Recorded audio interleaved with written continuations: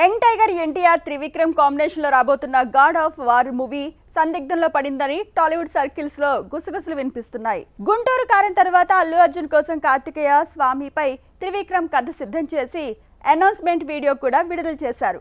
అయితే అల్లు అర్జున్ అట్లీ సినిమాతో బిజీ అవడంతో ఈ కథ జూనియర్ ఎన్టీఆర్ దగ్గరికి వెళ్ళిందంటూ వార్తలు వచ్చాయి. ఎన్టీఆర్ త్రివిక్రమ్ సినిమాపై నిర్మాత నాగవంశీ కూడా హింట్ ఇచ్చాడు. కానీ ఇప్పటి వరకు ఎన్టీఆర్ త్రివిక్రమ్ కాంబినేషన్పై అధికారిక ప్రకటన రాలేదు. మే 20న ఎన్టీఆర్ బర్త్డే సందర్భంగా ఈ ప్రాజెక్టుకు సంబంధించి అప్డేట్ ఇస్తారని ఫ్యాన్స్ ఎదురు చూశారు. అయితే ఆ రోజు ఎలాంటి అప్డేట్ రాకపోవడంతో కొత్త డౌట్స్ స్టార్ట్ అయ్యాయి. త్రివిక్రమ్ తాజా చిత్రం ఆదర్శ కుటుంబం రిజల్ట్ ఎలా ఉంటుందో చూసి గాడ్ ఆఫ్ వార్ పై ఎన్టీఆర్ ఫైనల్ డెసిషన్ తీసుకునే అవకాశం ఉందని టాక్ వినపడుతోంది.